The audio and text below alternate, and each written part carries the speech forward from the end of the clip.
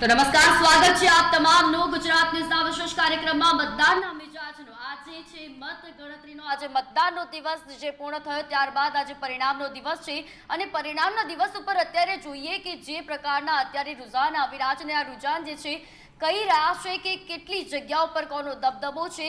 ભાજપ, કોંગ્રેસ, આપ જે આ ત્રિપાખ્યો જંગ જોવા મળી રહ્યો છે અને આ ત્રિપાખ્યા જંગમાં આજે કોણ બાજી મારશે, કોના માટે આજે અસ્તિત્વ ટકાવી રાખવાનો જંગ છે તે આજે થોડાક જ કલાકોમાં ચિત્ર સ્પષ્ટ થઈ જશે. જે પ્રકારે આપણને જોવા મળી રહ્યું છે, જે જનાદેશ જોવા મળી રહ્યો છે, મતદારોનો મિજાજ જોવા મળી રહ્યો છે. આ વખતે ઘણા એવા મુદ્દાઓ ઉઠ્યા છે, રાષ્ટ્રીય મુદ્દાઓ ઉઠ્યા છે, સ્થાનિક મુદ્દાઓ પણ ઉઠ્યા છે. તો કયા મુદ્દાઓ પર જનતાએ વિશ્વાસ મૂક્યો છે, આ જનતાનો વિશ્વાસ આજે તેનું પરિણામ છે. ખાસ કરીને વાત કરીએ તો કેટલી એવી બેઠકો છે કે જેમાં ભાજપની જીત થઈ છે, તો કેટલી એવી બેઠકો છે કે જ્યાં કોંગ્રેસની જીત થઈ છે, આપની જીત થઈ છે. તો કઈ કઈ એવી મહત્વપૂર્ણ બેઠકો છે, કેવી ટક્કર જોવા મળી રહી છે, આ તમામ વિશે આપણે વાત કરીશું. અમારી સાથે ચેનલ હેડ દેવાંગજી જોડાઈ ચૂક્યા છે. દેવાંગજી, ઓવર ટુ યુ. કે જે પ્રકારે આજની પરિણામનો દિવસ છે, તો મતદાન થઈ ચૂક્યું છે, પરીક્ષા થઈ ચૂકી છે અને આજે તેનો પરિણામનો દિવસ છે. શું લાગી રહ્યું છે અત્યાર સુધીના જે પણ રુઝાન આવી રહ્યા છે તે પરથી આપને? શિવાની, અત્યારે જે વાત કરું, અત્યારે જે બ્રેકિંગ ન્યૂઝ છે આપણી પાસે એ છે કે અમદાવાદમાં બાપુનગરમાં ભાજપની પેનલ તૂટી છે.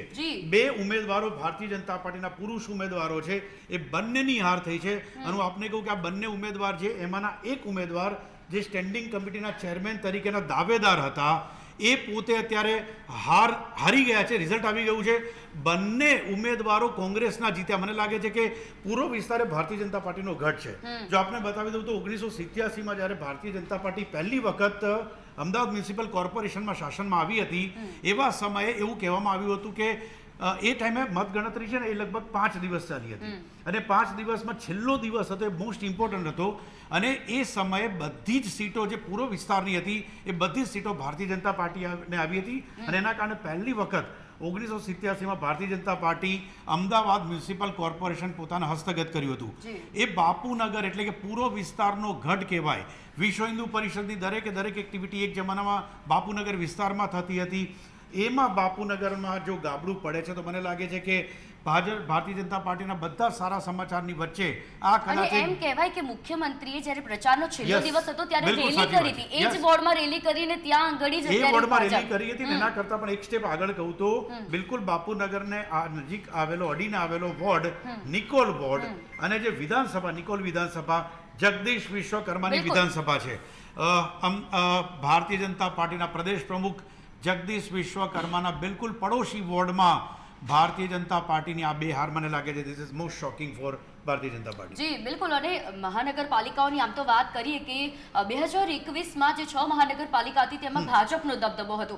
આ વખતની જે 15 મહાનગરપાલિકાઓ છે, શું લાગી રહ્યું છે અત્યાર સુધીના જો પરિણામો જોવા જઈએ તો ભાજપનો દબદબો મહાનગરપાલિકામાં ભારતીય જનતા પાર્ટી કારણ કે જે પ્રમાણે આપણે અત્યારે રુઝાન જોઈ રહ્યા છે, કાઉન્ટિંગ ચાલુ છે, હજી ઘણા વોર્ડના ઓપન નથી થયા ઈવીએમ, હજી એનું કાઉન્ટિંગ સ્ટાર્ટ નથી થયું. પરંતુ એક વસ્તુ બહુ જ ચોક્કસ છે કે 85-15 રેશિયો અત્યારે જોવા મળી રહ્યો છે. બધી જ લગભગ મહાનગરપાલિકાની અંદર ભારતીય જનતા પાર્ટી શાસન મેળવે તેવી પૂરેપૂરી શક્યતાઓ અત્યારે આજે મતગણતરી ચાલુ છે, જે રુઝાન આવી રહ્યા છે. આવનારા સમયની અંદર પણ આનાથી આપણને ટ્રેન્ડ ખબર પડે છે કે ભારતીય જનતા પાર્ટી મહાનગરપાલિકાની અંદર અને શિવાની એક ટ્રેન્ડ રહ્યો છે.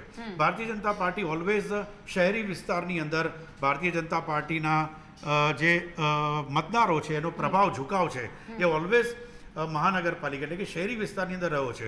ભારતીય જનતા પાર્ટીને જ્યારે પણ તકલીફ પડી છે અથવા તો કોંગ્રેસને જ્યારે સફળતા મળી છે એ લગભગ ગ્રામીણ વિસ્તાર અથવા તો સેમી અર્બન કહી શકાય અથવા તો સાવ બિલકુલ રૂરલ એરિયામાં ત્યાં થઈ શકે છે. બાકી જે આપ જુઓ છો એ પ્રમાણે શહેરી વિસ્તાર અમદાવાદ મ્યુનિસિપલ કોર્પોરેશન હોય, અમદાવાદ, વડોદરા, રાજકોટ, સુરત, ભાવનગર, જામનગર, જુનાગઢ, લગભગ બધી જ જગ્યાએ ભારતીય જનતા પાર્ટીનું શાસન અને એવું છે કે જેની અંદર બીટ કરી શકાય એવું નથી.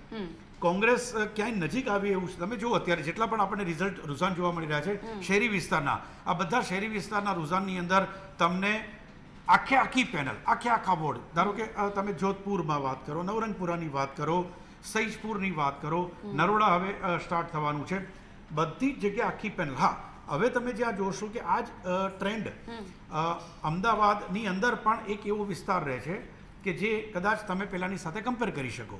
તો એ ધારો કે તમે આવો દરિયાપુરની અંદર, તો દરિયાપુરની અંદર કોંગ્રેસના 3 ઉમેદવાર આગળ ચાલી રહ્યા છે. નીરવ બક્ષી જે પરંપરાગત રીતે એમની સીટ છે, એમના પપ્પા સુરેન્દ્ર બક્ષી પછી નીરવ બક્ષીને ટિકિટ મળી હતી. એ ત્યાં 3 કોંગ્રેસ અને 1 ભાજપ. મુસ્લિમ વિસ્તાર છે એ વિસ્તારની અંદર કોંગ્રેસનું પ્રભુત્વ દેખાઈ રહ્યું છે. પરંતુ અર્બન ટેરેટરી આપે વાત કરી તે પ્રમાણે સમગ્ર ગુજરાતની અંદર જેટલી મહાનગરપાલિકા છે બધી મહાનગરપાલિકાની અંદર ભારતીય જનતા પાર્ટીનો દબદબો જોવા મળી શકે છે આવનારા. બિલકુલ. અને ભાજપની આપણે જો વાત કરી રહ્યા છે તો અસારવા વોર્ડથી જે ભાજપના ઉમેદવાર જે વિજય થયા છે, અમારા સંવાદદાતાએ ખાસ વાતચીત કરી, સીધા જોઈશું ત્યાં.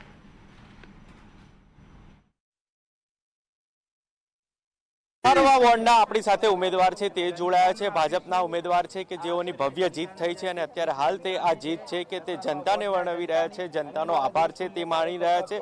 અત્યારે હાલ મોટી સંખ્યાની અંદર તેઓની સાથે કાર્યકર્તાઓ છે. તે ગિરીશભાઈ, ભવ્ય જીત છે, શું કહેશો? ભવ્ય જીત છે. અસારવા વોર્ડના મારી પ્રજા અને મારી જનતા મતદારો એમનો હું ખૂબ ખૂબ આભારી છું કે જે લોકોએ મને મતદાન કરાવડાવીને જીતાડ્યો છે. બીજી વસ્તુ કે મારા અસારવા વોર્ડના સૌ મારા દેવતુલ્ય કાર્યકર્તાઓનો પણ હું ખૂબ ખૂબ આભારી. આવી ગરમીની અંદર અથાગ પરિશ્રમ કર્યા બાદ પણ સારી લીડથી જીત્યા એ બદલ ખૂબ ખૂબ આભાર. આપની સેવા કાર્ય સિવિલ હોસ્પિટલમાં પણ જોવા મળી છે. આ સેવા કાર્યનું ફળ મળ્યું છે? 100% આ સેવાનું મને ક્યાંક ના ક્યાંક ફળ મળ્યું છે એવું મને લાગ્યું છે. પણ સિવિલમાં આ જીવન ચાલુ રાખે જ્યાં સુધી મરીશ નહીં ત્યાં સુધી સિવિલ. આ હતા ભાજપના ઉમેદવાર કે તેઓ કહી રહ્યા છે કે આ ભવ્ય જીત છે કે તેને લઈને આ મતદારો છે કે તેઓનો આભાર છે તે વ્યક્ત કર્યો છે. કેમેરામેન નિલેશ મકવાણા સાથે રિપોર્ટર દીપક મકવાણા, અમદાવાદ.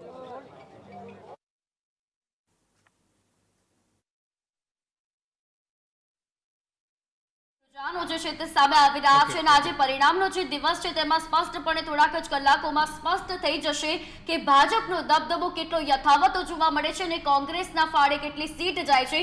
દેવાંગજી, વાત કરીએ કે 2021માં મહાનગરપાલિકાઓની જેમ આપણે વાત કરી તેમ નગરપાલિકાઓની પણ વાત કરીએ તો નગરપાલિકાઓમાં પણ કોંગ્રેસનો દબદબો નહોતો જોવા મળ્યો, જ્યાં ભાજપ પૂર્ણ બહુમતીથી જીત્યું હતું. ત્યારે શું આ વખતે પણ નગરપાલિકામાં આ જ સ્થિતિ રહેશે? બિલકુલ બિલકુલ સાચી વાત છે. જે પ્રમાણે ચૂંટણી પહેલા જ વિરોધ પક્ષોને મહાત આપવાની જે આખી સ્ટ્રેટેજી બનાવી હતી ભારતીય જનતા પાર્ટીએ, મને લાગે છે કે એ સફળ થઈ રહી છે. જે પ્રમાણે 4 દિવસ પહેલા જ તમારે ચૂંટણીના 3 દિવસ પહેલા દિલ્હીની અંદર એક સમાચાર આવે અને આવે કે 10માંથી 7 સાંસદ સભ્ય આમ આદમી. આમાં તમારે સમજવું પડશે કે કોંગ્રેસને પહેલેથી જ નબળી પાડવાનો એક ટ્રેન્ડ ભારતીય જનતા પાર્ટી અથવા તેમની સ્ટ્રેટેજી એ સતત રહી હતી. વચ્ચે એક એવું પરિબળ આવ્યું આમ આદમી પાર્ટીનું કે જે કદાચ કોંગ્રેસને રિપ્લેસ કરી શકે. એ કોંગ્રેસ જે પરંપરાગત દુશ્મન ભારતીય જનતા પાર્ટીનો હતો એના કરતાં ભારતીય જનતા પાર્ટીએ બહુ જ કોન્શિયસલી, બહુ સાવચેતીપૂર્વક આમ આદમી પાર્ટીનો એ પ્રભાવ એટલો ન વધે એનું સતત એમણે ધ્યાન રાખ્યું છે. ચૂંટણીના થોડા દિવસ પહેલા જ રાજુ કરપડાને જે પ્રમાણે એને ભારતીય જનતા પાર્ટીમાં જોડાઈ જવું, એક તરફ ગોપાલ ઇટાલિયાની ઉપર પણ સતત એટેક કરતા રહેવા, ગોપાલ ઇટાલિયાના પણ સ્ટેટમેન્ટ્સ જે પ્રમાણે સતત આવતા હતા ભારતીય જનતા પાર્ટી ઉપર એગ્રેસિવ, એની પણ એક નેગેટિવ ઇફેક્ટ ધીરે ધીરે જોવા મળી. આમ આદમી પાર્ટીની અંદર પોતાનું જે સંગઠન છે એની અંદર જ ક્યાંક સંકલન ન હોવાનું એવો એક ધીરે ધીરે માહોલ લોકો તરફ પહોંચતો ગયો, એવો મેસેજ મળતો ગયો. આના કારણે આમ આદમી પાર્ટી જે કદાચ વોટ શેર એ થોડોક તોડી શકે એવી હતી કોંગ્રેસની, અને પોતાનો એક વોટ શેર જે બનાવ્યો હતો. ગઈ વખતે આપણે સુરતમાં જોયું હશે, સુરતમાં ઘણું સારું પરિણામ એ લોકો મહાનગરપાલિકામાં આપ્યું હતું. પરંતુ આ વખતે તમે જુઓ કે ત્યાં પણ અત્યારે ધીરે ધીરે ધીરે જે પ્રમાણે રૂઝાન આવે છે, પરિણામ આવે છે, એમાં જોવા મળી રહ્યું છે કે આમ આદમી પાર્ટી સુરતમાં પણ એટલું સારું પરફોર્મ નથી કરી શકતી. બિલકુલ. અને સેમ નગરપાલિકા ઓલસો, આપ નગરપાલિકાની વાત કરો છો એની અંદર પણ આ જ પરિસ્થિતિ. કારણ કે મેં કીધું તે પ્રમાણે કદાચ સેમી અર્બન જે ટેરેટરીઝ છે તમારી અથવા તો ગ્રામીણ વિસ્તારો છે એની અંદર પણ ધીરે ધીરે પ્રભાવ કોંગ્રેસની નેતાગીરી નામશેષ થઈ ગઈ છે. શિવાની, કોંગ્રેસ પોતે અંદરથી જાણે જીતવા માટે પ્રયત્ન જ નથી કરતી. આ વખતે તો તેમને ઉમેદવાર પણ નહોતા મળ્યા. એક્ઝેક્ટલી આટલા બિનહરીફ થવા 700 થી વધારે એ જ બતાવે છે કોંગ્રેસ પોતાનું મેન્ડેટ ન પહોંચાડી શકે પોતાના ઉમેદવારોને. એટલે ઘણા ક્ષેત્ર ઉપર, ઘણા સ્તર ઉપર કોંગ્રેસની નિષ્ફળતા એ સતત જોવા એટલે મળી. દિવાંગજી એમ કહેવાય કે આ વખતની ચૂંટણીમાં જો ભાજપ પાસે રાષ્ટ્રીય મુદ્દા ભલે હતા, તે રાષ્ટ્રીય મુદ્દા ઉઠાવતા હતા પોતાના પ્રચારમાં, પરંતુ કોંગ્રેસ પાસે મુદ્દા જ નહોતા કે જેના ઉપર જનતા જનાર્દન વિશ્વાસ મૂકે. એટલે એ કદાચ મુદ્દાઓની ઉણપ અને ક્યાંક નેતૃત્વની કમી અત્યારે કોંગ્રેસને ભારે પડી રહી છે ને એટલા જ માટે આ જ પ્રકારના અત્યારે વલણો જોવા મળી રહ્યા છે. કોંગ્રેસનું જે અસ્તિત્વ ટકાવી રાખવાનો જંગ છે કે જે 2021માં જોવા મળ્યો તે જ 2026માં પણ જોવા મળી રહ્યો છે. અને જો આ જ પ્રકારની પરિસ્થિતિ ચાલતી રહી તો 2027 કે જે વિધાનસભાની ચૂંટણી છે અને આ સ્થાનિક સ્વરાજ્યની ચૂંટણી જે વિધાનસભાની સેમીફાઇનલ ગણાય છે, તો વિધાનસભામાં પણ તેને તકલીફ પડવાની છે જો કોંગ્રેસની આ સ્થિતિ રહી તો. બિલકુલ આ વિધાનસભા માટેની 2027ની વિધાનસભા માટેની આ સેમીફાઇનલ અને ચોક્કસપણે કહી શકાય. એની સાથે સાથે હું કહું છું કે આ જે મેચ છે તમારી સેમીફાઇનલ આને ગણો છો, પરંતુ ફાઇનલ રમાતા પહેલા સેમીફાઇનલ વખતે જ ભારતીય જનતા પાર્ટીનો કેપ્ટન બદલ્યો છે. ભારતીય જનતા પાર્ટી જે કેપ્ટન બદલ્યો છે, ભારતીય જનતા પાર્ટીની પોતાની પણ પરીક્ષા છે અને એની સાથે સાથે એના કેપ્ટન એટલે કે જગદીશ વિશ્વકર્મા પ્રદેશ પ્રમુખ એની પણ એક કસોટી છે. અને મને લાગે છે કે જે પ્રમાણે સ્ટ્રેટેજી બનાવી છે, તમે નક્કી કરો કે નો રિપીટ થિયરીનો પણ અમુક અંશે ઉપયોગ કરવામાં આવ્યો છે. અમુક જગ્યાએ કેટલાક લોકો નારાજ પણ થયા, નારાજગીને ખાળવાનો પણ પ્રયાસ કર્યો છે. કોંગ્રેસના જેટલા પણ નબળા પાસાઓ છે એની ઉપર બિલકુલ સટીક એટેક કરવાનો પણ એક પ્રયાસ કર્યો છે. સોશિયલ મીડિયાને પણ જે પ્રમાણે મેનેજ કર્યું છે, મહિલા મતદારોને પણ સેન્ટ્રલ ગવર્મેન્ટની અંદર પાર્લામેન્ટની અંદર જ્યારે બિલ મુકાયું એવા સમયે પણ એક આખું નેરેટિવ બનાવવાનો પણ પ્રયત્ન કર્યો કે મહિલા વોટર્સ છે, કારણ કે ઘણા બધા ઇસ્યુ મોંઘવારીના આ છે તે છે, ઘણા બધા એવા ઇસ્યુ હતા કે એ ઇસ્યુને લઈને મહિલા મતદારો ખૂબ જ નિર્ણાયક બની શકે. આવા સમયે મહિલા મત એટલે કહું છું ને બધા એંગલથી ભારતીય જનતા પાર્ટીએ પૂરેપૂરા પ્રયત્નો કર્યા છે. સો આ સેમીફાઇનલની અંદર ભારતીય જનતા પાર્ટી પોતે એઝ અ ટીમ અને as a captain Jagdish Vishwakarma એ બેની કસોટી થઈ રહી છે. અને આ બંને કસોટીની અંદર મને લાગી રહ્યું છે કે Bharatiya Janata Party as a team અને as a captain Jagdish Vishwakarma એ બિલકુલ ફાઇનલ જે 2027ની અંદર વિધાનસભાની ચૂંટણી છે તેમાં અત્યારથી એ લોકો ઉજળા પરિણામો માટેની આશા બાંધી શકે એવું અત્યારે દેખાઈ રહ્યું છે. બિલકુલ. અને પંચાયતોની જો વાત કરવામાં આવે તો 2015 ઉપર પણ નજર કરીએ કે 2015માં ત્યાં પંચાયતોમાં ભાજપને ફટકો પડ્યો હતો, જ્યાં કોંગ્રેસે પોતાનું અસ્તિત્વ ટકાવી રાખ્યું હતું, પરંતુ 2021માં ભાજપ ત્યાં મેદાને આવ્યું ને ભાજપે બહુમતી ત્યાં પણ મેળવી હતી. પંચાયતોમાં આ વખતે શું સ્થિતિ થઈ શકે છે? જે રીતે ગ્રામ્ય વિસ્તારોની જો વાત કરીએ તો 12થી વધુ ગામડાઓ એવા છે કે જ્યાં આગળ કેન્સલ કરવામાં આવી, ચૂંટણીનો બહિષ્કાર કરવામાં આવ્યો છે. કે પંચાયતોની સાથે સાથે આપણે વાત કરીએ મહાનગરપાલિકાઓની પણ કે જ્યાં આગળ શહેરી વિસ્તારોમાં આ વખતે મતદાન ભલે ઓછું થયું હોય પરંતુ તે મતદાન પણ અત્યારે ભાજપ માટે ફાયદાકારક નીવડી રહ્યું છે તેમ લાગે આપને? હા, બિલકુલ ભાજપ માટે ફાયદાકારક. આપે વાત કરી નગરપાલિકા 2015ની આપે વાત કરી. 2015 એક એવો એક સમયગાળો હતો જ્યારે કોંગ્રેસ તમને ગિયરઅપ થતું એવું લાગતું હતું. બિલકુલ. પરંતુ 2015 પછી જેવી આમ આદમી પાર્ટીની ગુજરાતમાં એન્ટ્રી પડી, આમ આદમી પાર્ટી ભારતીય જનતા પાર્ટીના ટ્રેડિશનલ વોટને તોડી નથી શકી. આમ આદમી પાર્ટીએ જે પણ તોડ્યું એ ભારતીય જનતા પાર્ટીની વિરોધમાં મત નાખવાવાળા જેટલા પણ મતદારો હતા એ લોકોને કોંગ્રેસ કરતાં આમ આદમી પાર્ટીની અંદર ભરોસો વધારે લાગ્યો. એટલા કારણે બીજું 2015 પછી અનેકો એવા જે કોંગ્રેસને સફળતા અપાવનારા નેતાઓ હતા એ નેતાઓને ભારતીય જનતા પાર્ટીએ પોતાની પાર્ટીની અંદર જોડવાના પ્રયાસો ચાલુ કરી દીધા. સો ગિયરઅપ થયેલી 2015ની અંદર ગિયરઅપ થયેલી કોંગ્રેસને એના પછી પોતાનો ગઢ સાચવતા ન આવડ્યું, ન પોતાના નેતાઓને સાચવી શક્યા કે પછી ન મતદારોને સાચવી શક્યા કે પછી ન કાર્યકર્તાઓને સાચવી શક્યા. આવા સમયે આમ આદમી પાર્ટીની એન્ટ્રી પડી.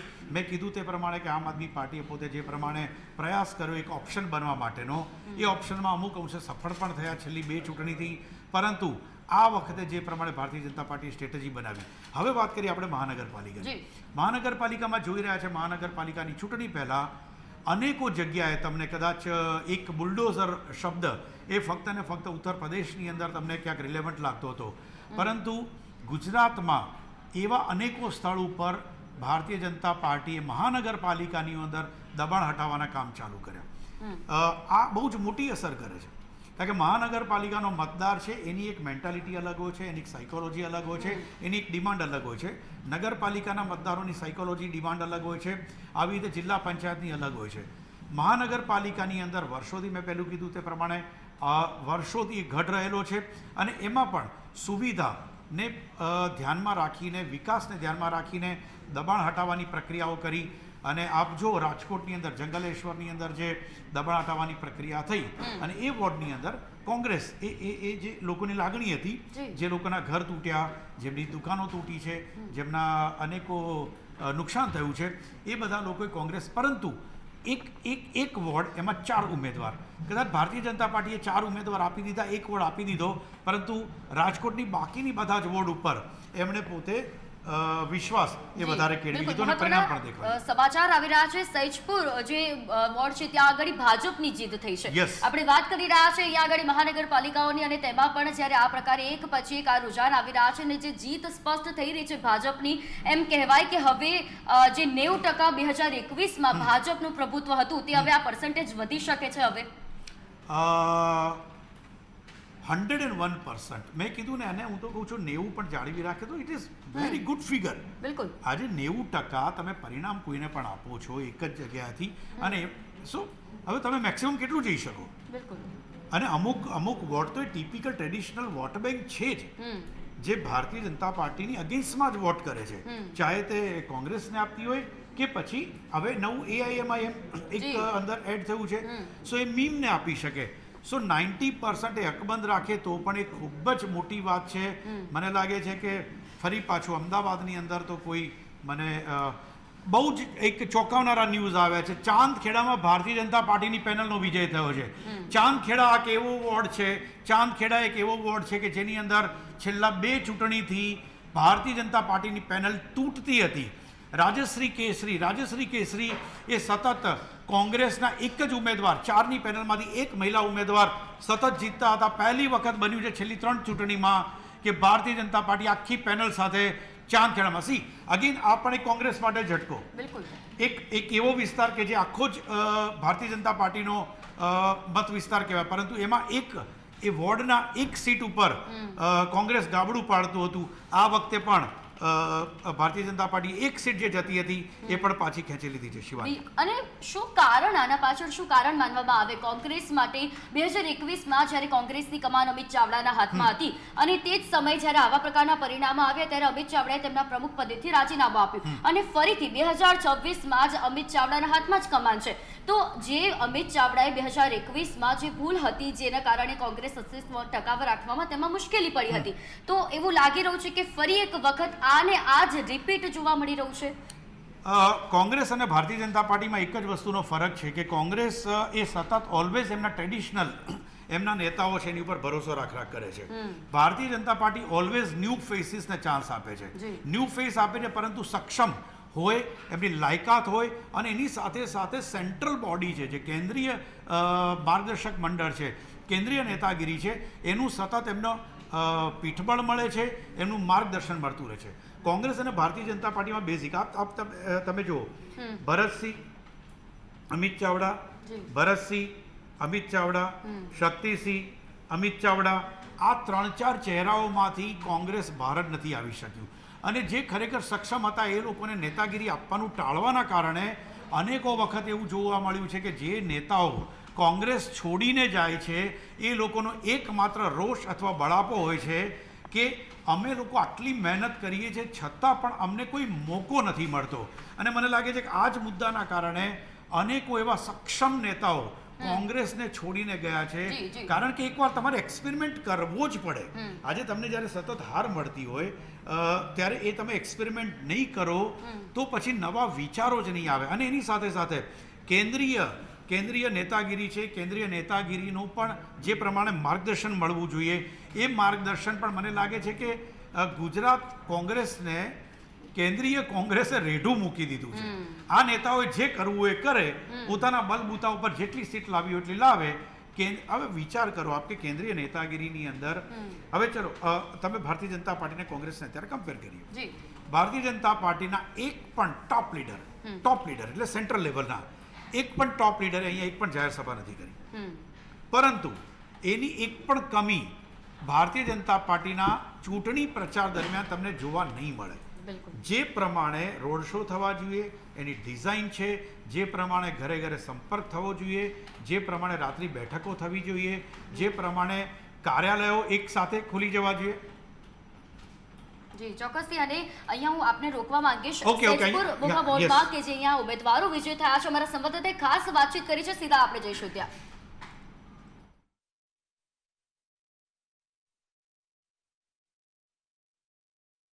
ઉમેદવાર આપણી સાથે ઉપસ્થિત છે અને તેના સીધા દ્રશ્યો છે કે તે જોઈ શકાય છે અત્યારે હાલ ભાજપના ઉમેદવારો છે કે તેઓની ભવ્ય જીત થઈ છે અને આપણી સાથે જોડાયા છે આપણે તેઓની સાથે વાત કરીશું અમારી આજની પેનલ 8587 પ્લસ સૈદપુર બોગા વોર્ડના ઉમેદવારો આપણી સાથે ઉપસ્થિત છે કે તેઓની ભવ્ય જીત થઈ છે ત્યારે આપણે સીધા જ તેઓની સાથે વાત કરીશું બળદેવભાઈ ભવ્ય જીત થઈ છે શું કહેશો બસ અમારા દરેક કાર્યકર્તા ઉમેદવાર બની અને કામ કર્યું છે અને ભવ્ય જીત અપાવી છે ભારતીય જનતા પાર્ટીના વિકાસના કાર્યોને લઈ અમે નીકળ્યા હતા અને એના કારણે એમને આ સફળતા મળી છે ખાસ મતદારો છે કે તેઓનો પણ શું તેઓની મહેનત રહી છે શું કહેશો બસ મતદાતાઓના જે અપેક્ષા આશાઓ પર અમે ખરા ઉતરીશું તો જે રીતે જોઈ શકાય છે કે અત્યારે હાલ આ સૈદપુર બોગા વોર્ડના જે ઉમેદવારો છે તે આપણી સાથે ઉપસ્થિત છે ત્યારે સીધા જ આપણે તેઓની સાથે વાત કરીશું કારણ કે આ ભવ્ય જીત છે કે તેઓએ મતદારો છે કે તેઓનો આભાર છે તે વર્ણવ્યો છે ત્યારે આપણી સાથે તેઓ જોડાયા છે અને આપણે સીધા જ તેઓની સાથે વાત કરીશું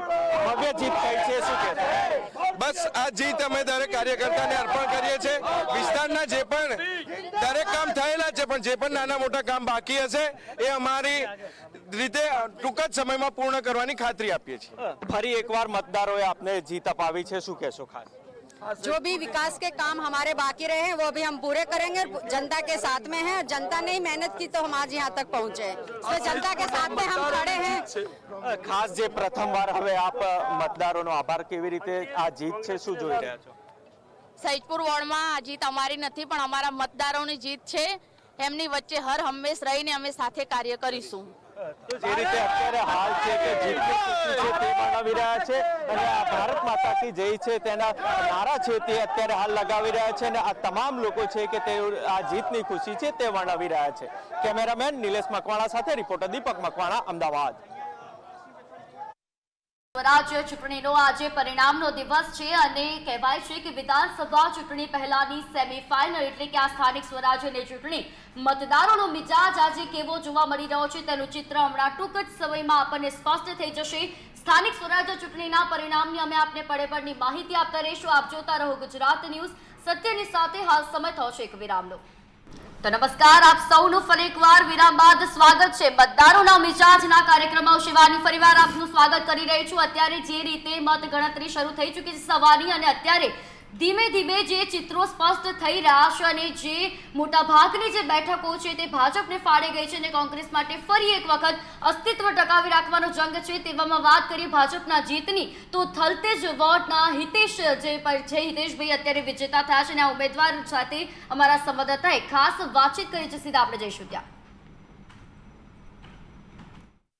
થલતેજ વોર્ડના ખૂબ જ મહત્વપૂર્ણ ઉમેદવાર હિતેશભાઈ બારોટ છે એ જંગી મતોથી જીતી ચૂક્યા છે સીધા તમે દ્રશ્યો બતાવવા માંગીશું કે જે પ્રમાણે હિતેન્દ્રભાઈ અહીંથી જીતીને બહાર આવી રહ્યા છે જંગી મતો સાથે અહીં આવ્યા છે સાથે સાથે જો વાત કરીએ હિતેશ બારોટજી વિશે સીધી વાત કરીશું બારોટજી પ્રજાએ કયા વિકાસના મતોને લઈને મત આપ્યો વિકાસના ભારતીય જનતા પાર્ટીના ઉમેદવારના વિકાસ સાથે નરેન્દ્રભાઈની સાથે સૌ લોકોએ મતદાન કર્યું છે પહેલા તો અમદાવાદની જનતાને મારી થલતેજ વોર્ડની જનતાને ખૂબ ખૂબ આભાર માનીશ કે ભારતીય જનતા પાર્ટી સંપૂર્ણ પેનલને વિજય અપાયો છે બારોટજી ખાસ કરી ચૂંટણી આવતો પ્રથમ કામ કયું કરશો હવે પ્રથમ કામ કયું કરશો ચૂંટણી આવી જનતા પાર્ટીએ હુપેલા દરેક કાર્યો પ્રજાના લક્ષના દરેક કાર્યો કરવામાં અગ્રિમતા જ હોય અને હંમેશા માટે થલતેજ વોર્ડ અગ્રિમતા રહ્યો છે એ રીતે જ રહેશે કયા મુદ્દાને ધ્યાનમાં રાખ્યા હતા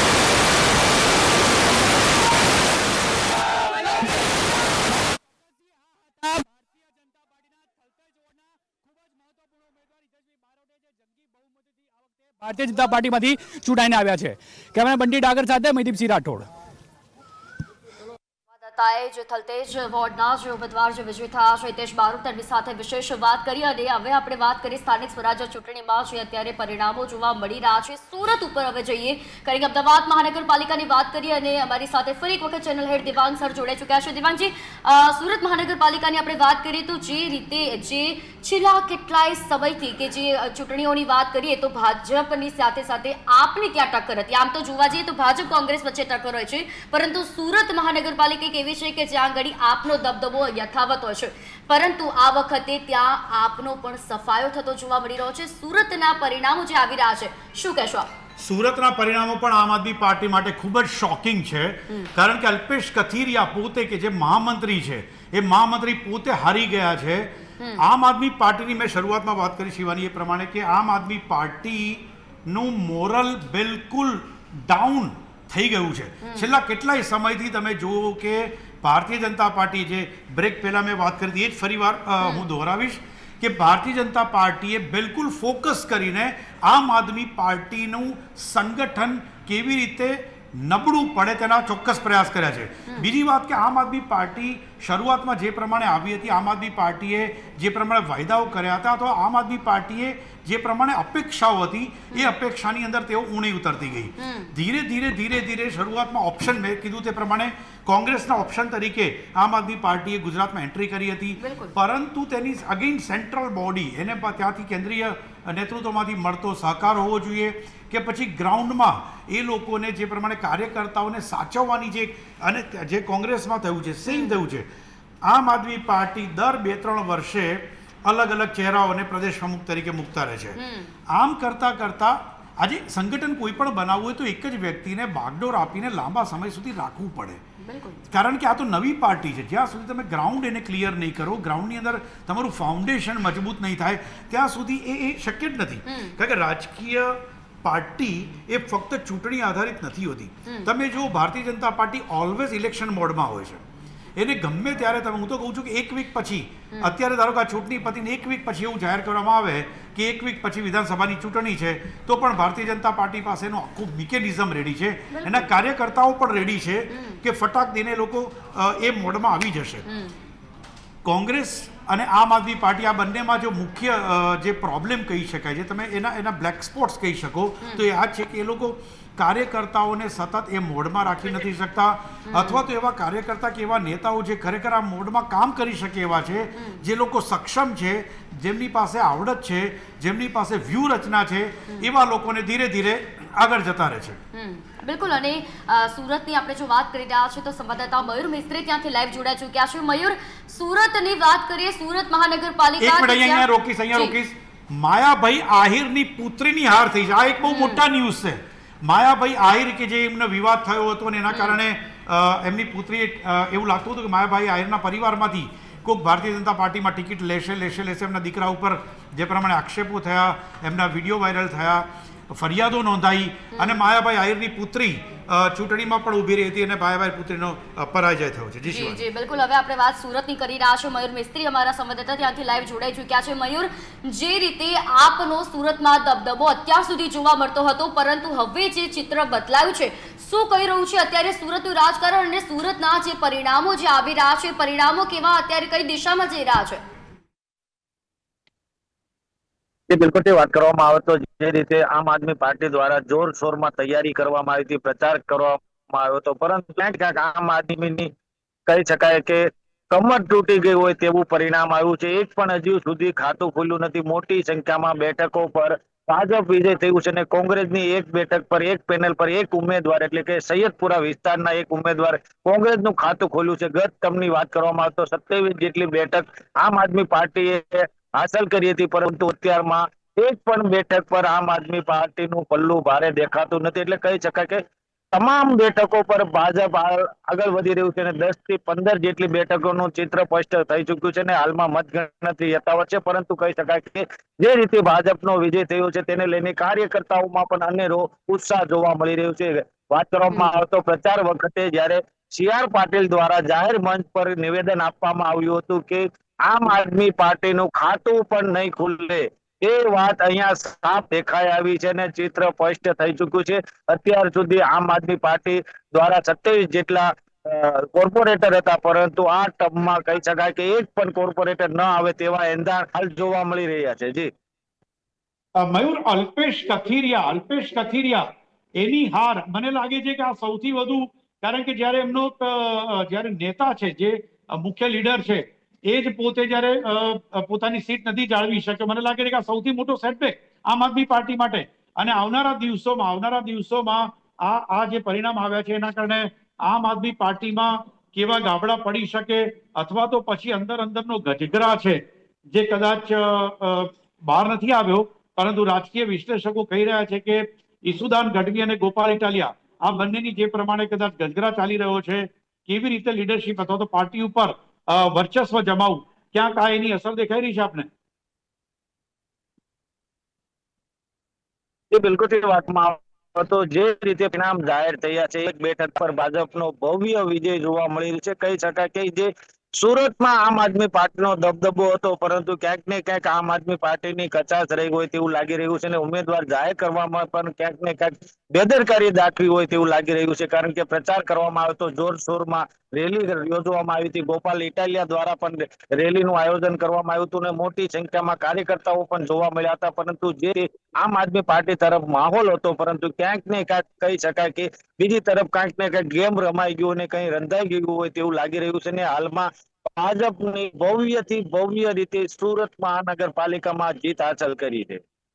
જી આભાર મયુર, આપ અમારી સાથે જોડાયા અને સમગ્ર માહિતી આપી. આગળ પણ આપની પાસેથી આપ માહિતી મેળવતા રહીશું. તો જે દેવાંશજી, જે સુરતની વાત આપણા સંવાદદાતાએ કરી અને સુરતમાં હાલ અત્યારે જે પ્રકારની પરિસ્થિતિ છે, જો આવી જ રીતે ભાજપની ભવ્ય જીત જે થઈ રહી છે, તો એ સમય પણ દૂર નથી કે જ્યાં સુરતમાં આપ જે કોંગ્રેસ જ્યાં આગળ આપનો તો પગ ફેસારો પણ થયો હતો 2021માં, તો 2026માં હવે આપ જે છે તેનો પગ જમાવવા માટે જે મહેનત કરી રહ્યું હતું તે પણ હવે હટી રહ્યું છે. અને વિધાનસભાની ચૂંટણી જે હવે 2027માં આવવાની છે, ત્યારે ત્યાં આપમાં જે ગાબડું પડવાની પણ પરિસ્થિતિ સર્જાય, કારણ કે આપમાં એક પછી એક ઉમેદવારો ભાજપમાં જોડાયા. રાજુ કરપડા હોય કે પછી સાગર રબારી હોય, તે પણ અત્યારે ભાજપમાં છે. તો શું આ જ પરિસ્થિતિ આગળ પણ જોવા મળી શકે છે? આ પરિણામો ઉપરથી શું લાગી રહ્યું છે? આમ આદમી પાર્ટી પોતાનો એક વખત જીત આવી, સી ઓવરઓલ આજે શિવાની તમે જોશો ને તો આપને જોવા મળશે બહુ સરસ એનાલિટિકલ. મને લાગે છે કે આ ચૂંટણી પરિણામને બહુ જ મજા આવશે આજના સમગ્ર દિવસ વિશ્લેષણ કરવામાં. અને એ પ્રમાણે સુરતની અંદર આમ આદમી પાર્ટીએ ગત ચૂંટણીની અંદર 27 સીટ લીધી હતી. આ વખતે સુરતની અંદર આપ જુઓ છો કે આપણી અત્યારે પાછળ સ્ક્રીન પર દેખાઈ રહ્યું છે. મહત્વના અહીંયા હું આપણે રોકવા માંગીશ, રાજ્યની 3 મહાનગરપાલિકામાં ભાજપની જીત થઈ છે. વાપી, નડિયાદ, મહેસાણા, આ 3 મહાનગરપાલિકાઓમાં ભાજપની જીત થઈ છે, કે જે કહેવાય છે કે 6 મહાનગરપાલિકામાં 2021માં ભાજપની જીત થઈ હતી, તેમાંની 3 મહાનગરપાલિકામાં અત્યારે ભાજપની જીત. અન્ય બેઠકો પર શું લાગી રહ્યું છે? કેવા પ્રકારનું અત્યારે ઘમાસાણ જોવા મળી શકે છે? પરિણામો કેવા જોવા મળી શકે છે? શિવાની બિલકુલ સાચી, મેં કીધું તે પ્રમાણે અગેઇન કે આપણે જે વાત કરી હતી કે બધી જ મહાનગરપાલિકા અર્બન ટેરેટરીઝ છે, આ બધી ટેરેટરીઝ છે, આ બધી ટેરેટરી ઉપર હલો શું આવે છે સમાચાર અત્યારે અમારી પાસે આવ્યા છે? Yes Kunal, okay, breaking news છે. પહેલો રાઉન્ડ જે અત્યારે ચાલી રહ્યો છે, રાજુ કરપડા જેણે ભારતીય જનતા પાર્ટી જોઈને કે પહેલા રાઉન્ડમાં 200 મતથી એ પાછળ ચાલી રહ્યા છે. અગેન આ ઝટકો છે. મને લાગે છે કે આઈ ડોન્ટ નો આખો દિવસ સમગ્ર દિવસ દરમિયાન શિવાની ચૂંટણીના વિશ્લેષણની મજા આવશે. ઓકે, હવે આવી જાઓ આમ આદમી પાર્ટી ઉપર. સુરતની અંદર 27 સીટ જે ભારતીય જનતા પાર્ટી પાસેથી આંચકી લીધી હતી, આ 27 સીટની અંદર અત્યાર સુધી ખાતું પણ નથી ખોલ્યું. બિલકુલ.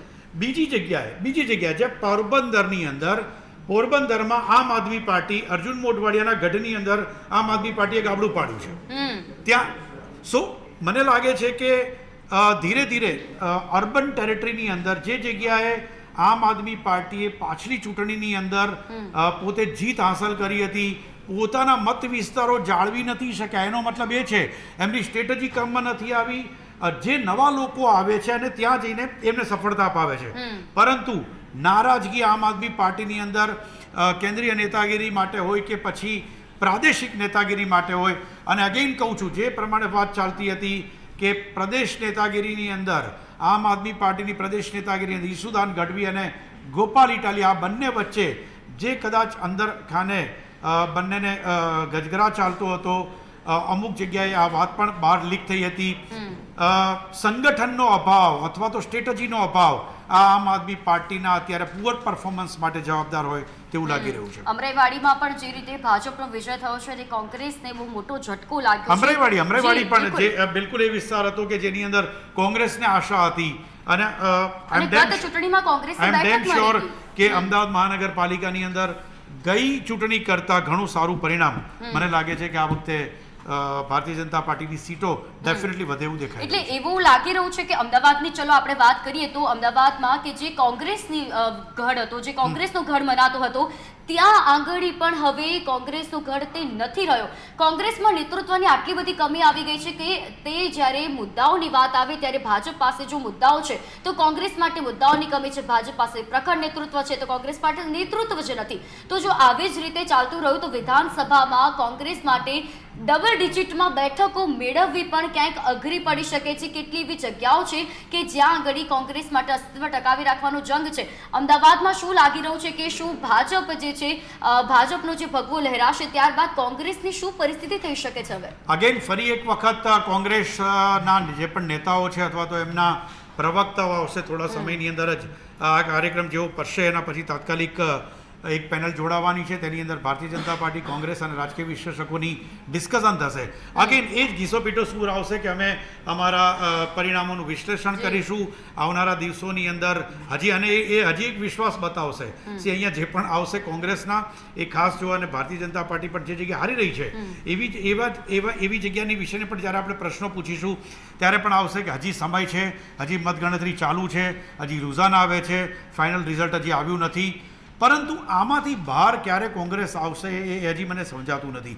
સતત અમારે જ્યારે ઓફ ધ રેકોર્ડ પણ કોંગ્રેસના નેતાઓ સાથે વાત થતા હોય છે, કોંગ્રેસના જે પણ સ્ટ્રેટેજી ની અંદર વોર રૂમના જેટલા પણ એક્ટિવ મેમ્બર્સ છે એ લોકો સાથે વાત થતી હોય છે. સતત એમની સાથે ચર્ચાની અંદર એ લોકો અંદરથી નારાજ છે. એમને ખબર છે કે ભારતીય જનતા પાર્ટીના જે આખી ડિઝાઇન છે, એમની સ્ટ્રેટેજી છે, એમને જે રીતે ફોર્સ મળે છે, એમના કાર્યકરોના ઉત્સાહ વધારવા માટે જે પ્રમાણે પ્રયાસો થઈ રહ્યા છે એની ચોક્કસપણે કમી છે. અને અગેઇન આ વખતના પરિણામ પછી પણ જો ભારતીય જનતા પાર્ટી ઈચ્છે તો, આ વર્ડ હું સ્પેસિફિક બોલું છું શિવાની, જો ભારતીય જનતા પાર્ટી ઈચ્છા રાખે તો, કારણ કે ગઈ વખતે પણ જ્યારે CR પાટીલ એ પ્રદેશ પ્રમુખ હતા ત્યારે એમણે કીધું કે હવે કોઈ પણ કોંગ્રેસના અમારે કાર્યકર્તાઓ કે નેતાઓની હવે અમારે જરૂર નથી. ભૂતકાળમાં પણ કહેવાતું હતું કે બસ ટ્રેન ભરાઈ ગઈ છે, છતાં પણ અર્જુન મોઢવાડિયાની પાછી એન્ટ્રી પડી હતી. સો ફરી એકવાર કહું છું કે ભારતીય જનતા પાર્ટીના નેતાઓ ઈચ્છે તો આ ચૂંટણીના પરિણામ પછી પણ અને વિધાનસભાની ચૂંટણી આવે એની પહેલાં ફરી એક દોર, એક નવો ફેઝ પક્ષ પલટાનો પણ ગુજરાતમાં જોવા મળી શકે છે. બિલકુલ. અને એવું કહેવાય છે ને કે જ્યારે વધુ મતદાન થાય છે ત્યારે પરિવર્તનની લહેર છલકાતી હોય છે, પરંતુ હવે મને નથી લાગતું કે શક્ય છે કે વધુ મતદાન એટલે પરિવર્તનની લહેર, પરંતુ તે જ પુનરાવર્તન થઈ રહ્યું છે. પરિવર્તન અહીંયા આગળ નથી ઈચ્છતી કારણ કે પુનરાવર્તનમાં જ પરિવર્તન થઈ રહ્યું છે તેમ લાગી રહ્યું છે. હા, ચોક્કસપણે વધુ મતદાન એટલે એ વધુ મતદાન થાય ત્યારે થાય શિવાની કે જ્યારે ટસલ હોય, જ્યારે સામેવાળા પક્ષને જીત માટેનો ભરોસો થોડો ઘણો આવે એટલે વધુ ઉત્સાહથી એ જીત મેળવવા માટે એ વધુ મતદાન એના કાર્યકર્તાઓ કરતા હોય, એમના નેતાઓનો પ્રયાસ કરતા હોય. જે પાર્ટી રૂલિંગ પાર્ટી હોય એને લાગે કે કદાચ મને હાર થવાની શક્યતા છે, આ વખતે થોડીક ફાઇટ બિલકુલ ટસલવાળી છે, તો એ લોકો પણ પોતે પોતાની સત્તા બચાવી રાખવા માટે પોતાના મતદારો છે એને વધુ મતદાન કરવા માટેના પ્રયાસો હોય છે. સો વધુ મતદાન જ્યારે પણ થાય ત્યારે ચોક્કસપણે તમે કીધું, પરંતુ આ વખતે ગુજરાતની અંદર વધુ મતદાન નથી, એ હાર્ડલી થોડાક તમને 1-2% દેખાયા છે. સો એના કારણે મને લાગે છે કે આ પરિણામ છે બિલકુલ અપેક્ષિત છે. અને જે પ્રમાણે પ્રયાસો પણ જોવા મળતા હતા એ રીતે ઉત્સાહ, ભારતીય જનતા પાર્ટીનો ઉત્સાહ વધારવા વાળું આ પરિણામ છે. એટલે એમ હવે સ્પષ્ટપણે એમ કહી શકાય કે ભાજપનો જે વિશ્વાસ હતો, વિકાસ ઉપર જે વિશ્વાસ હતો તે વિશ્વાસ જનતાએ પણ મૂક્યો છે. વિકાસનો જે વિશ્વાસ હતો તે વિશ્વાસ હવે જનતાએ પણ મૂક્યો છે. અને અત્યારે આપણા જે રૂઝાન જોવા મળી રહ્યા છે અને થોડોક જ સમય છે કે જ્યારે આપણને એક બ્રેકિંગ આવ્યા છે વેજલપુરમાં પણ અમદાવાદના વેજલપુર વોર્ડમાં પણ ભારતીય જનતા પાર્ટીની પેનલ જીતીને આવેલી છે. બિલકુલ. એટલે હવે જે ચિત્ર સ્પષ્ટ થઈ રહ્યા છે, મહાનગરપાલિકાઓની વાત કરવામાં આવે, નગરપાલિકાઓની વાત કરવામાં આવે તો એક પછી એક અહીંયા આગળ ભાજપનો વિજય થઈ રહ્યો છે, કેસરીઓ લહેરાઈ રહ્યો છે. અમદાવાદની વાત કરીએ, સુરતની વાત કરીએ, ત્યાં આગળ પણ અત્યારે ભાજપ જે છે તે જીત મેળવી રહ્યું છે. ત્યારે કોંગ્રેસ માટે હજુ પણ અસ્તિત્વ ટકાવી રાખવાનો જંગ છે. તો ક્યાં સુધી આ પ્રકારની પરિસ્થિતિ જોવા મળે છે તે આગળ પણ જોવા મળશે, કારણ કે આ સ્થાનિક સ્વરાજ્યની ચૂંટણી એ વિધાનસભા ચૂંટણી પહેલાની સેમીફાઇનલ ગણાય છે. અને આ સેમીફાઇનલમાં જે પ્રકારના પરિણામો આવે છે તેવા જ પરિણામો જે હોય છે તે વિધાનસભા માટેના જોવા મળતા હોય છે. કોંગ્રેસે હજુ પણ તેમનું પ્રખર નેતૃત્વ લાવવાની જરૂર છે, નહીં તો પક્ષ પલટાની જે સિઝન જોવા મળે છે, આપણને ચૂંટણી પહેલા જે પક્ષ પલટો જોવા મળ્યો, કેટલા બધા એવા નિરાશા હોય છે, શિવાની નિરાશા હોય છે. આજે કાર્યકર્તાઓ સતત હાર, એમના નેતાઓ એમને લાગે કે અમારા પ્રયાસ કર્યા પછી સતત હાર આવે છે, તો સ્વાભાવિક છે કે નિરાશાના કારણે પછી એ લોકોને રાજકીય કારકિર્દી પોતાની એક ટકાવી રાખવાની છે. એ લોકોને પોતાના મત વિસ્તારમાં રહેતા હોય છે, ત્યાં પણ એમને પોતાનું થોડુંક પ્રભુત્વ બતાવવું છે. તો મને લાગે છે કે એના જ કારણે નિરાશ થઈને પછી એ લોકો નિષ્ક્રિય થાય, અને અમુક લોકો જેને થોડીક વધારે એ લોકો જે ઓપ્ટિમિસ્ટિક હોય છે પોતાના ફ્યુચર કરિયર માટે, એ લોકો આ પાર્ટી છોડીને પછી બીજી પાર્ટીમાં જતા રહેતા હોય છે. કોઈ પણ જગ્યાએ આપણે ગુજરાતના રાજકારણની વાત કરવામાં આવે તો વિપક્ષની સ્થિતિ મજબૂત હોવી જોઈએ. વિપક્ષની સ્થિતિ જો મજબૂત હશે તો જે વિકાસના કાર્યો કદાચ જ્યાં નથી થયા, જ્યાં જનતાના પ્રશ્નો થઈ રહ્યા છે, જ્યાં સત્તાધારી પક્ષ દ્વારા એ મુદ્દા ઉઠાવવામાં નથી આવતા, તો વિરોધ પક્ષની ભૂમિકા હોય છે કે તે પ્રશ્નો સત્તા સુધી પહોંચાડે, સત્તાધારી પક્ષ સુધી પહોંચાડે. પરંતુ હવે જો વિરોધ પક્ષ જ અસ્તિત્વમાં નહીં રહે તો પ્રજાના જે પ્રશ્નો છે કે જેને વાચા નથી અપાતી, તેના પ્રશ્નોની વાચા કોણ આપશે, તે પણ અહીંયા પ્રશ્ન થઈ રહ્યો છે. પ્રશ્નોને વાચા આપવા માટે જે અમુક લોકો જે કદાચ બહુ જૂજ સંખ્યાની અંદર એ લોકો જે બોડીમાં બેઠા હશે, બોર્ડમાં બેઠા હશે, એ લોકો એમના મુદ્દા ઉઠાવશે શિવાની. પરંતુ આપની વાત બિલકુલ સાચી છે કે જો વિરોધ પક્ષ થોડોક મજબૂત હોય, વિરોધ પક્ષની સંખ્યા એવી એ લેવલની હોય કે જ્યારે એ બોર્ડ છે, નોર્મલી મીડિયાની ભાષામાં લખાતું હોય છે કે સામાન્ય બોર્ડ ગરમ થયું, સો એ જ્યારે થતું હોય છે, જ્યારે એક અમુક સંખ્યાની અંદર જ્યારે વિરોધ પક્ષના નેતાઓ છૂટાઈને આવે ત્યારે સ્વાભાવિકપણે કે સત્તા પક્ષ ઉપર દબાણ રહેતું હોય છે. પરંતુ ભારતીય જનતા પાર્ટીની સ્ટ્રેટેજી વર્ષોથી, ખાસ કરીને હું કહું કે એ 1987ની મેં આપને વાત કરી, ભારતીય જનતા પાર્ટીનો દબદબો રહ્યો છે અમદાવાદ મ્યુનિસિપલ કોર્પોરેશનમાં. એક પણ વખત ક્યારેય એવું નથી લાગ્યું કે ભારતીય જનતા પાર્ટીનું બોર્ડ છે દબાણમાં આવ્યું હોય. છતાં પણ એ લોકો પોતાની આવનારી ચૂંટણીને ધ્યાનમાં રાખીને, એ લોકો અમદાવાદ શહેરના વિકાસને ધ્યાનમાં રાખીને, કે પછી વડોદરા શહેરના વિકાસને ધ્યાનમાં રાખીને, સુરતના શહેરના વિકાસને ધ્યાનમાં રાખીને તે લોકો સતત પ્રયાસ કરતા જ રહે છે. વિકાસની બાબત હું માનું ત્યાં સુધી શહેરી વિસ્તારોની અંદર એટલું અસર નથી કરતી. વિકાસની વાત આવે છે, એ વાત આવે છે તમારે જે સેમી અર્બન એરિયા છે એની અંદર વધારે આવે છે. અમદાવાદ શહેર કે કોઈ પણ મોટું શહેર હોય એના વિકાસની અંદર ફક્ત ચૂંટાયેલી પાક એટલું પરિબળ નથી હોતું. ત્યાં જેટલા પણ તમારા ઔદ્યોગિક એકમો છે, ત્યાં રહેલા એક ઇન્ટેલેક્ચ્યુઅલ્સ લોકો છે, એ લોકોનું માર્ગદર્શન પણ જે તે રૂલિંગ પાર્ટીને મળતું હોય છે. એક શહેર છે, એ શહેર આવનારા દિવસોમાં કઈ તરફ લઈ જવાનું છે એની સ્ટ્રેટેજી પણ બનતી હોય છે. સો અર્બન એરિયાની અંદર એક વસ્તુ બિલકુલ સાચી વાત છે કે અર્બન એરિયા જ્યારે મોટો થાય છે ત્યારે સ્વાભાવિકપણે તમારે જે એની બેઝિક સુવિધા હોય છે, એ બેઝિક સુવિધાની અંદર વર્ષોથી પડતર રહેલા પ્રશ્નો છે. જેમ કે અમદાવાદની અંદર એક જ પ્રશ્ન સૌથી વધુ લોકોને નડે છે કે ભાઈ જ્યારે પણ હેવી રેઇન હોય છે એવા સમયે તમારા વોટર બ્લોકિંગ થઈ જવું, આના કારણે જે પડતી મુશ્કેલીઓ છે. પરંતુ એની સામેના પ્રયાસો પણ એ સતત કરવા જોઈએ. જ્યારે પણ આ શહેર વિકાસ કરી રહ્યું છે તો એ વિકાસ વખતે તમે જ્યારે બ્રિજની ડિઝાઇન બનાવો છો તો એવો ડિઝાઇન બનાવો કે જે આવનારા 20 વર્ષ 25 વર્ષ પછીની તમને પણ મુશ્કેલી ન પડે ત્યાં સુધી ચાલી શકે એવા બનાવો. અથવા તો જે પણ બ્રિજ બનાવો છો કે જે પણ રસ્તા બનાવો છો એની એ ટકાઉ હોય, એટલા સક્ષમ હોય કે એના માટે પણ ક્વેશ્ચન ના આવે, એની ક્વોલિટી માટે ક્વેશ્ચન ના આવે.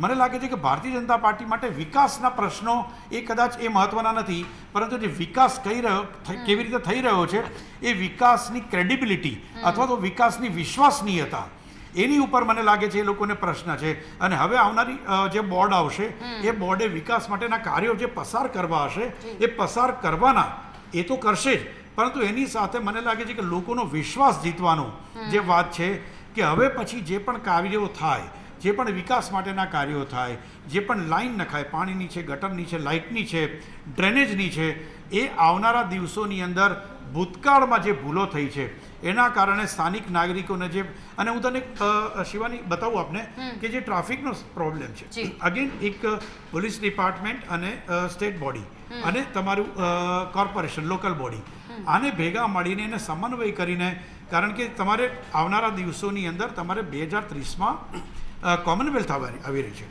તમારે જ્યારે કોમનવેલ્થ આવી રહી છે, આ સમય આ વખતનું મ્યુનિસિપલ જે બોર્ડ છે, એ બોડી છે, એ બહુ જ ઇમ્પોર્ટન્ટ છે. બિલકુલ. આ કોમનવેલ્થની પહેલાં અનેકો વખત તમારી ફોરેન એજન્સીઝ, બીજા ઘણા બધા ઇન્વેસ્ટર્સ જે પ્રમાણે પ્લાન લઈને આવેલા છે સેન્ટ્રલ બોડીમાંથી, કેન્દ્રીય સરકાર કન્વિન્સ કરે છે કોઈ મોટા મોટા બિઝનેસ હાઉસીસને, ફોરેનના અથવા તો હિન્દુસ્તાનના, એ લોકો જ્યારે અહીંયા ઇન્વેસ્ટ કરવા આવતા હોય ત્યારે સૌથી વધુ નિયર બાય જો કોઈ સૌથી મોટામાં મોટું નગર હોય તો એ અમદાવાદ છે.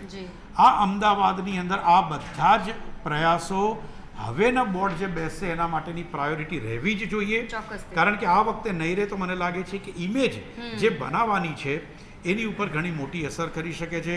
કોઈ પણ ઇન્વેસ્ટર આવતો હોય, આવી મોટી ઇવેન્ટ થવાની હોય, હવે તમે વિચાર કરો કે એક અમદાવાદને સૌથી મોટી ગિફ્ટ જે નરેન્દ્ર મોદી સ્ટેડિયમમાં થઈ હતી, મને નામ અત્યારે કોલ્ડ પ્લે. હવે વિચાર કરો કે કોલ્ડ પ્લે શા માટે અમદાવાદમાં આવ્યું? કારણ કે કોલ્ડ પ્લેને આવવા માટે આટલી મોટી ઇવેન્ટ, ભલે એન્ટરટેનમેન્ટની ઇવેન્ટ છે, પરંતુ એને ઘણી મોટી ઇકોનોમી પર અસર કરી છે. અમદાવાદની સો એ ક્યારે આવે છે કે જ્યારે એ આવે છે ત્યારે એ આવતો હોય ને એના 6 મહિના પહેલા એનું ઇન્ફ્રાસ્ટ્રક્ચર જોવા માટે એક આખી ટીમ આવતી હોય. સો જો એ કોલ્ડ પ્લે કે એક જ સ્ટેડિયમની અંદર એ 2 દિવસનો કાર્યક્રમ કરતો હોય, એના માટે જો આટલી વ્યવસ્થા જોઈને અને એને વિશ્વાસ આવે અને ત્યારે આવે તો આ તો કોમનવેલ્થ જેવી એક મોટી ઇવેન્ટ આવી રહી છે. સો એના માટે 2-3 વર્ષ પહેલાં એક આવશે એજન્સીઝ, એ એજન્સીસના સજેશન હશે. એ સજેશન મુજબ મને લાગે છે કે આવનારા દિવસોમાં અમદાવાદ મ્યુનિસિપલ કોર્પોરેશનના બોર્ડ પાસે જે ચૂંટાઈને આવશે, જે પણ હોદ્દેદારો આવશે, જે ચેરમેન બનશે, એના માટેની મોટામાં મોટી એમના માટે પડકાર હશે કે એ લોકોએ એ રીતે સજ્જ બનાવવું પડશે. સેમ આવી રીતે તમારી જે પણ મહાનગરપાલિકા છે, વડોદરા, સુરત, જામનગર, ભાવનગર, નવી બનેલી મહાનગરપાલિકાઓ, સુરેન્દ્રનગર, અગેન કહું છું, સુરેન્દ્રનગર એક એવું એક જે નગરપાલિકામાંથી મહાનગરપાલિકા બની છે. મને લાગે છે કે સુરેન્દ્રનગર નગરપાલિકામાં આટલા વર્ષોથી ભારતીય જનતા પાર્ટી આવી હોય કે કોંગ્રેસ આવી હોય, દરેક બોર્ડ એ બિલકુલ ફેલ ગયું છે. નથી રોડની વ્યવસ્થા, કરોડો રૂપિયા ખર્ચાયા છે, નથી એને ધૂળનો પ્રોબ્લેમ. આપ બિલીવ નહીં કરો, સુરેન્દ્રનગર નગરપાલિકાની અંદર તમે જ્યારે એન્ટર થાઓ છો એ તમને લાગશે જ નહીં કે તમે આ કોઈ નગરપાલિકામાં, અહીંયા જેટલા આટલા કરોડો રૂપિયા ખર્ચાયા છે એવી નગરપાલિકામાં જઈ રહ્યા છો. જેવા એન્ટર થાવ છો એટલે ખાડા દેખાય છે, જેવા એન્ટર થાવ છો તો ગટર તમને ઉભરતી દેખાય છે, જેવા એન્ટર થાવ છો તમને ધૂળ ઉડતું દેખાય છે. આ બધા મોટા પ્રશ્નો રહેશે. મહાનગરપાલિકા આવે છે, બજેટ મોટું આવવાનું છે હવે. સો આ જેટલી નવી મહાનગરપાલિકામાં એન્ટર થઈ છે એ બધા માટે મને લાગે છે ડેવલપમેન્ટ આ 5 years આપવા પડશે. કારણ કે આ ચૂંટણી ખૂબ જ મહત્વની છે. શરૂઆતમાં જ આપે કીધું તે પ્રમાણે this is the semi final. 2027ની અંદર જો બેસ્ટ પરફોર્મ કરવું હશે, અત્યાર સુધીના બનાવેલા રેકોર્ડ તોડવા હશે, ચાહે તેમની ટીમે કે પછી તેમના ટીમના કેપ્ટન જગદીશ વિશ્વકર્માને પરફોર્મ કરવું હશે, તો પહેલાં જ આ જ બોર્ડની અંદર આ વખતે જેટલી પણ નગરપાલિકા, જેટલી મહાનગરપાલિકા, જેટલા જિલ્લા પંચાયત, જો સત્તા જેને પણ મળે છે એ પ્રોપર કામ કરશે તો જ મને લાગે છે કે 2027માં એ લોકો ધાર્યું પરિણામ લાવી શકશે, અથવા તો પછી એમને બનાવેલી જે સ્ટ્રેટેજી છે એને એ લોકો પાર કરી શકશે. બિલકુલ. અને ચોક્કસથી જે પ્રમાણે આપણે વાત કરીએ એટલે કોંગ્રેસે પોતાનું નેતૃત્વ મજબૂત કરવું પડશે. આ સેમીફાઇનલ જે કહેવામાં આવે છે અને આ સેમીફાઇનલ જે છે તેમાં જેટલી તૈયારીઓ જોવા મળી રહી છે તેનાથી બમણી તૈયારીઓ જો વિધાનસભામાં કરશે તો જ જઈને જે પ્રકારની પરિસ્થિતિ જોવા મળશે. હવે ભાજપની આપણે વાત કરી રહ્યા છીએ, અમદાવાદની વાત કરી રહ્યા છીએ, તો અમરાઈવાડી જે છે વોર્ડમાં અમારા જે સંવાદદાતા છે તેમણે ઉમેદવાર જે વિજેતા બન્યા છે તેમની સાથે ખાસ વાતચીત કરી. આપણે સીધા ત્યાં જોઈએ.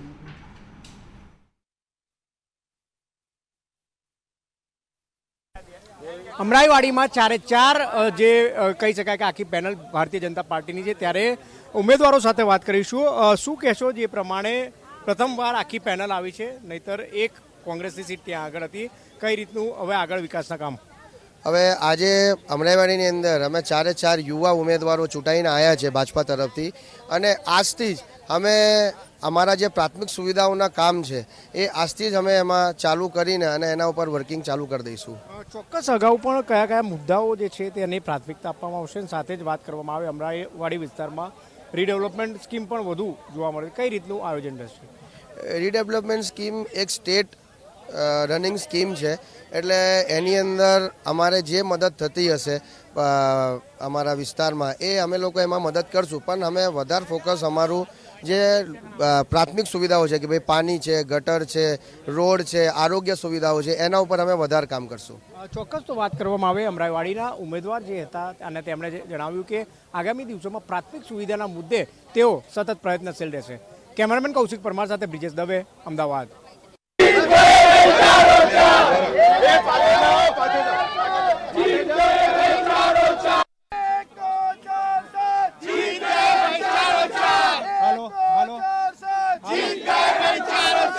કરું તમને ચાંદખેડામાં પેનલ નીકળી છે, કોંગ્રેસના તત્કાલીન ઉમેદવારનો પણ પરાજય થયો. મારું નામ અતુલ મિશ્રા. આ વખતે ચાંદખેડાની જનતાએ શરૂઆતથી જ નક્કી કર્યું હતું કે જે નિમ્ન કક્ષાની રાજનીતિ કરે છે, જે વિકાસને અવરોધરૂપ છે, એવા લોકોને આ વખતે સબક શીખવાડવો છે. અને આ વખતે કાર્યકર્તાઓએ પણ અને પ્રજાએ પણ મન બનાવી લીધું હતું કે આ વખતે ભારતીય જનતા પાર્ટીની 4 સીટ જીતવી છે અને કોંગ્રેસને સુપડા સાફ કરવા છે, એ શરૂઆતથી નક્કી કરેલું હતું. ઓકે, ચાલો આગળ આવી જાઓ. બસ નામ બોલજો અને પ્રતિક્રિયા. યશ કુમાર જયંતિલાલ જાદવ. ચાંદખેડાની જનતાએ વિકાસને મહત્વ આપ્યું છે. ચાંદખેડાની જનતાએ માત્ર વિકાસ, ખોટી વાતો જે કરતા હતા એ બધું ભૂલી ગયા અને માત્ર જ્યાં વિકાસ થયો છે વિકાસની પેનલને એટલે કે ભારતીય જનતા પાર્ટીની પેનલને 4 ઐતિહાસિક આજ સુધી જ્યાં ભારતીય જનતા પાર્ટીની 4 પેનલ નથી આવતી, આ વખતે અમે 4 ભારતીય જનતા પાર્ટીના કાર્યકર્તાઓએ ઐતિહાસિક રિઝલ્ટ લાવ્યું છે અને ભારતીય જનતા પાર્ટીની 4 પેનલને બહુ જંગીમાં પણ જંગી બહુમતી, બધાએ જંગી બહુમતીથી વિજય અપાવ્યો છે. હું રીટાબેન પટેલ છું. ચાંદખેડામાં હું સિનિયર કોર્પોરેટર છું. આ વખતે ચાંદખેડામાં જનતાએ વિકાસને વોટ આપ્યો છે અને અમારી 4 પેનલ ખૂબ જંગી બહુમતીથી જીતેલી છે. સ્થાનિક સ્વરાજની ચૂંટણીમાં ચાંદખેડા વોર્ડની જો વાત કરવામાં આવે તો આ વખતે કોંગ્રેસની પેનલ તોડી છે. ભારતીય જનતા પાર્ટી જે છે તે અહીંયા આવી છે. શું કહેશો? જે પ્રમાણે અગાઉ કોંગ્રેસના પણ ઉમેદવાર હતા પેનલમાં, હવે સંપૂર્ણ રીતે ભારતીય જનતા પાર્ટીના ઉમેદવાર. ભારતીય જનતા પાર્ટીના તમામ કાર્યકર્તા અને ચાંદખેડા વિસ્તારની તમામ પ્રજાએ આ વખતે કોંગ્રેસને જાકારો આપવાનું નક્કી કરેલું હતું, કારણ કે જે પ્રતિનિધિ હતા એમનાથી વિકાસને જે અવરોધ થતો હતો એ પ્રજાને ખ્યાલમાં આવ્યો અને એના કારણે તથા ભારતીય જનતા પાર્ટીના તમામ કાર્યકર્તા, ભારતીય જનતા પાર્ટીનું શીર્ષ નેતૃત્વ એ બધાના પ્રયાસોથી આ વખતે અમે સંપૂર્ણ પેનલ ખૂબ જ મોટી બહુમતીથી જીતી શક્યા છીએ. ચોક્કસ શું કહેશો? બીજા કયા કામો જે છે તે હજુ કરવાના બાકી છે કે જે આગળ ધબધબાવશો? ચાંદખેડાને હજુ અમે મોડલ બનાવવા માંગીએ છીએ, એટલે અમે ચાંદખેડાના મોડલમાં અમે કામ ચાલુ જ છે. ચાંદખેડાનો વિકાસ ટોપ ઉપર છે જ, પણ હજુ પણ અમે એને બુલેટની ટ્રેનને જેમ સ્પીડમાં કામ કરવા માંગીએ છીએ. અને આ જીત રહી એ અમારા કરતા ચાંદખેડાની જનતા અને ભાજપના કાર્યકર્તાઓની જીત છે. ચોક્કસ. બેન, આપ શું કહેશો? આપ જે અગાઉ પણ કોર્પોરેટર રહી ચૂક્યા છો, કયા કામો હજુ પણ ત્યાં આગળ છે તે આગળ ધબધબાવવામાં મદદ કરશો સાથી કાઉન્સિલર? પહેલા હું રીટા પટેલ, સિનિયર કોર્પોરેટર છું. અગાઉ પણ ચાંદખેડામાં કામ વિકાસ ખૂબ સારો થયેલો હતો અને હજી પણ અમે 4 કોર્પોરેટરો વિકાસને ખૂબ ઊંચાઈ સુધી લઈ જઈશું અને અમારી જનતા અને ભારતીય જનતા પાર્ટીના શીર્ષ નેતૃત્વ તથા કાર્યકરોનો આભાર માનીએ છીએ. ચોક્કસ તો વાત કરવામાં આવે કે તમામ જે ઉમેદવારો છે તે ઉમેદવારો જે છે તે અત્યારે અહીંયા જે કહી શકાય કે જીતનો જશ્ન બનાવી રહ્યા છે. શું કહેશો બેન? ક્યાં કહો કે આપ? હું પાયલબેન વિજય કુમાર મોહનિયા. ચાંદખેડામાં વિકાસની જીત થઈ છે. ચોક્કસ તો ઉમેદવારો દ્વારા જણાવવામાં આવ્યું છે કે તમામ જે છે તે આ વખતે વિકાસની જીત થઈ છે અને સાથે જ વાત કરવામાં આવે તો આ વર્ષે જે કહી શકાય કે રાજશ્રીબેન કેસરી કે અગાઉ કોંગ્રેસમાંથી તેઓ કોર્પોરેટર હતા પણ તેઓ પણ અહીંયાથી હારી ગયા છે અને ભારતીય જનતા પાર્ટીના 4 ઉમેદવાર એટલે કે આખી પેનલની ચાંદખેડા વોર્ડમાં જીત થઈ છે. કેમેરામેન કૌશિક પરમાર સાથે બ્રિજેશ દવે, અમદાવાદ.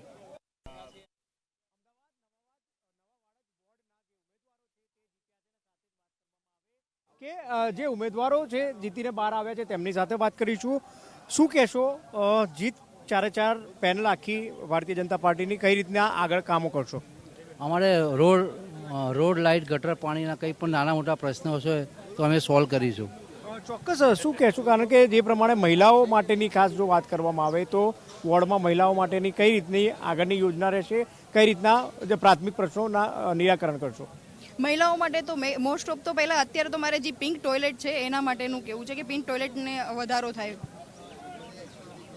ચોક્કસ જે પ્રમાણે મહિલાઓ માટે અને સાથે જ વાત કરવામાં આવે વોર્ડમાં હજુ કયા કયા કામો જે છે તે આગળ ધપધપાવવાના કામ કરશો? થોડા ગટર છે, લાઇટ છે, એનું કંઈક પણ કામ બાકી રહ્યું હશે અમે આગળ વધારીશું અને લેડીઝોને સારી યોજનાઓ મળી રહે એ રીતના પ્રયત્નો કરીશું. ચોક્કસ વિરાટ, શું કહેશો જે પ્રમાણે સમગ્ર વોર્ડના અને ખાસ કરીને આખી પેનલ ભારતીય જનતા પાર્ટીની અગાઉ પણ ટર્મમાં ભારતીય જનતા પાર્ટીની પેનલ હતી, આગળ હવે જીત્યા છો, કયા રીતના પ્રાથમિક પ્રશ્નોના નિરાકરણ કરવાના કામ કરશો? નવારોજ વોર્ડમાં વિકાસલક્ષી તો ખૂબ કામો થયા છે. છેલ્લા 5 વર્ષમાં 703 કરોડથી વધુના વિકાસલક્ષી કામો થયા છે. તે બહુ મોટી વાત છે અને તેના આધારે જ નવારોજની તમામ મતદારોએ, રહીશોએ તેમના ભરપૂર આશીર્વાદો અમારા ચારેયને આપ્યા છે. આગામી દિવસોમાં પણ અમારી પ્રાથમિક જે જરૂરિયાતો જે હશે રહીશોની, જેમાં ગટર લાઇનની વાત હોય કે પાણીની લાઇનની વાત હોય કે જે મેન્ટેનન્સ વર્ક કહેવામાં આવતું હોય છે, તેને અમે વધુ પ્રાધાન્ય આપશું. કારણ કે નવારોજમાં હાઉસિંગની સોસાયટીઓ વધારે છે, સેવા વસ્તી પણ છે, તો તેમાં નિશ્ચિતપણે અમે પ્રયત્ન કરીશું કે સ્વચ્છતાનો વિષય ન બને, ગટરનો પ્રશ્ન ન બને અને જેટલું બને એટલું જલ્દી તમે એનું નિરાકરણ લાવી શકીએ.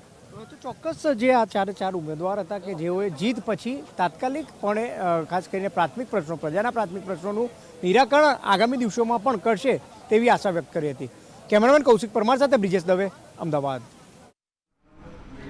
તો સ્થાનિક સ્વરાજ્ય ચૂંટણીની જે આપણે વાત કરી રહ્યા છીએ, એક મહત્વના બ્રેકિંગ સામે આવી રહ્યા છે. હું દેવાંગજી રવટુ કરીશ, તે માહિતી આપશે.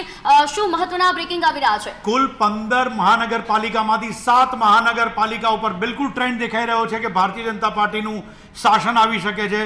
સુરેન્દ્રનગર નગરપાલિકામાંથી જે મહાનગરપાલિકા બની છે ત્યાં પણ આવે છે. મહેસાણાની અંદર જે પ્રથમ વખત મહાનગરપાલિકા બની રહી છે તેની અંદર પણ ભારતીય જનતા પાર્ટીનો દબદબો.